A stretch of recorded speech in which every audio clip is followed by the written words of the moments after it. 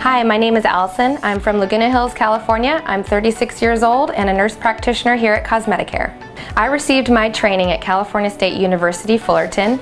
I obtained my bachelor's degree, master's degree, and nurse practitioner license, all here locally in California. I've been in the aesthetics industry for 13 years now. I began at the front desk as a medical assistant, then moved to the OR as a nurse, and finally landed as an injector, hands-on with patients, and that's what I love to do. I became a nurse because I genuinely love people, and making you happy makes me happy. I became a nurse injector because I love art, and I love beauty, I love makeup, I love contouring, and I get to do all of that with injectables. I love studying the aging process because I have learned how to replace what you've naturally lost.